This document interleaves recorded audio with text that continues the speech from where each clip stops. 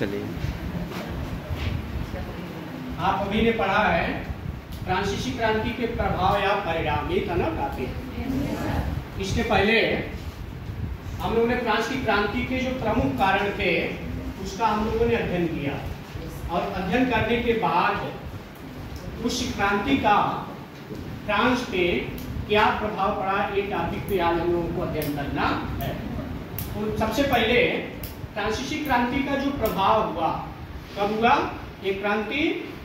14 जुलाई सन 1789 को जो क्रांति हुई, यह सिर्फ है, इसका प्रभाव सिर्फ है फ्रांस पे नहीं, सिर्फ इंग्लैंड पे नहीं, बल्कि पूरे विश्व पे इस क्रांति का प्रभाव पड़ता है। संक्षेप में बताने का आपको प्रयास कर रहे हैं।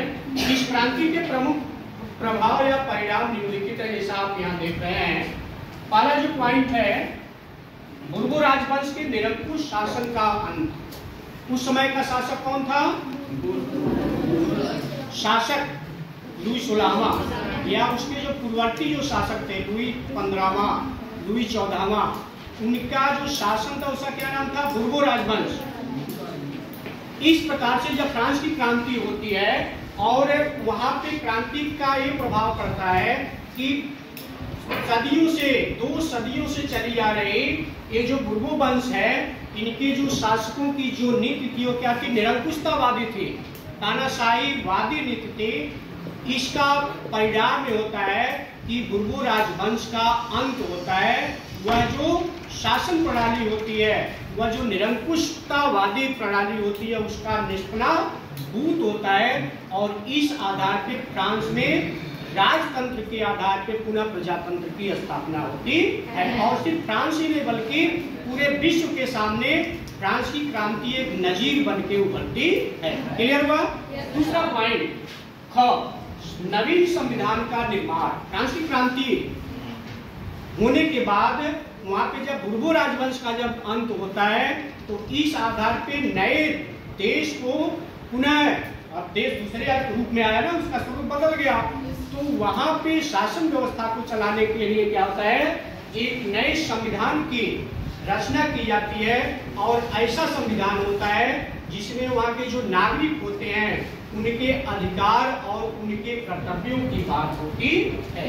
मतलब कि वहां पे नागरिकों को अधिकार दिया गया, वह उससे पहले क्या था? उनको उन अधिकार से वंचित रखा था। आपने पढ़ा लिखा देखा कि उस समय फ्रांस की जो सामाजिक स्थिति थी, फ्रांस का जो समाज था कई भागों में विभाजित था, और अलग अलग विभाग के अलग अलग जो वर्ग थे उनमें जन्म के आधार पे उनपे विशेषाधिकार था। लेकिन जब नवीन संविधान की रचना होती है तो सभी को अधिकार मिलते हैं और सभी के कर्तव्य भी निश्चित किए जाते हैं। क्लियर हुआ? आगे, जनतंत्र की स्थापना 27 जुलाई सन 1789 ईस्वी को, जब 14 जुलाई सन 1789 ईस्वी को फ्रांस की क्रांति होती है, और उसके बाद क्या होता है? जनतंत्र की स्थापना होती है। यानी इसके पहले क्या था? राजतंत्र था। राज्य का जो शासक होगा वह राजा या रानी या उसकी पुत्री या पुत्र होंगे।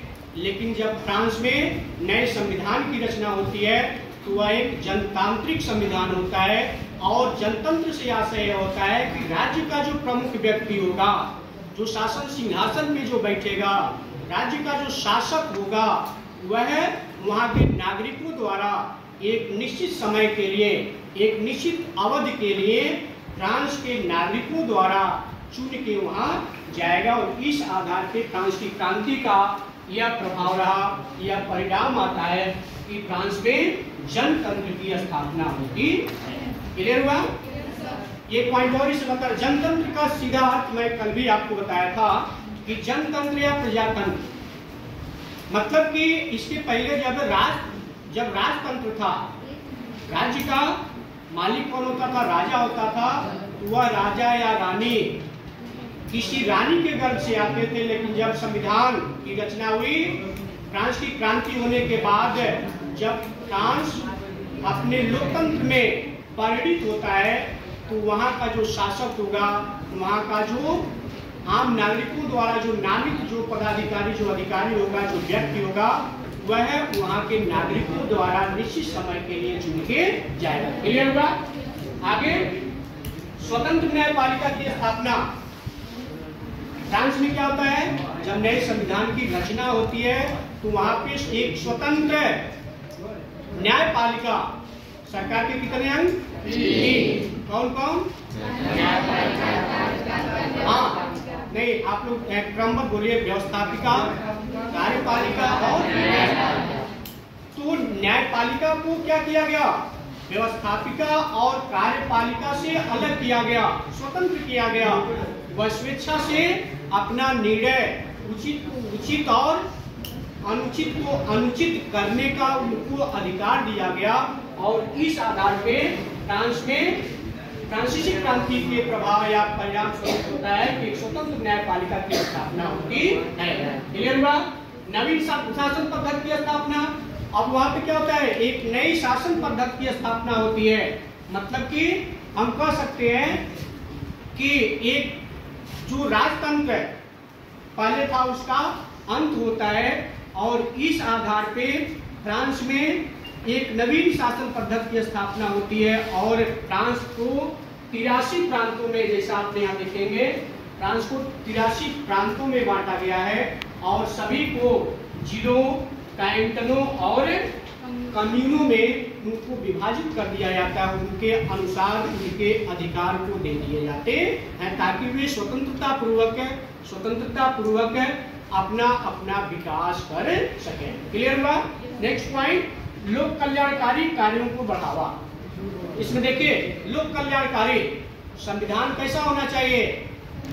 लोक कल्याणकारी संविधान होना चाहिए, तभी वहां के नागरिकों का क्या होगा? संविधान से लगाव होगा। यदि वह संविधान लोक कल्याणकारी नहीं है, लोकहितकारी नहीं है, लोगों की भावनाओं को समझने सुनने वाला नहीं है, तो निश्चित रूप से एक न एक दिन वह संविधान वहां के नागरिकों का उपेक्षा का शिकार बन जाएगा। लेकिन जब फ्रांस की क्रांति हुई, उसका ये प्रभाव पड़ा कि वहां पे लोक कल्याणकारी कार्यों को बढ़ावा दिया गया। जैसे लोगों का कल्याण कैसे होगा? वहाँ पुल बने, वहाँ विद्यालय बनेंगे, वहाँ नए नए अस्पताल बनेंगे, सरकारी ऑफिसें खुलेंगी, जिससे क्या होगा? वहाँ के जो आम नागरिक हैं, वहाँ के जो आम जनमानस है, उनको नौकरियां मिलेंगी। और जब उन लोगों का विकास होगा तो फिर क्या होगा? देश का विकास होगा। तो इस आधार पे क्या होता है कि लोक कल्याणकारी कार्यों को बढ़ावा दिया गया। और लास्ट पॉइंट, फ्रांसीसी क्रांति का जो परिणाम या प्रभाव रहा, कुलीन एवं सामंतों के विशेषाधिकार में कमी। इसके पहले आपने पढ़ा, जब फ्रांस की क्रांति नहीं हुई, उसमें समाज में ये जो कुलीनों की जो स्थिति थी, ये जो सामंतों की स्थिति थी, इनको जन्मजात क्या मिले थे? विशेषाधिकार मिले थे। लेकिन फ्रांस की क्रांति के पश्चात क्या होता है? उनको इस प्रकार से जो अधिकार, जो विशेषाधिकार, जो जन्म के आधार पर जो अधिकार मिले थे, उसको समाप्त किया गया, उनमें काफी कमी की गई। और इस आधार पे क्या होता है? ये तमाम पॉइंट होता है जिसके आधार पे फ्रांसीसी क्रांति का प्रभाव या परिणाम यूरोप ही नहीं, फ्रांस ही नहीं, बल्कि समूचे विश्व के सामने फ्रांस की क्रांति एक नजीर बन के उभरती है। क्लियर हुआ? कहीं किसी को कोई डाउट? धन्यवाद।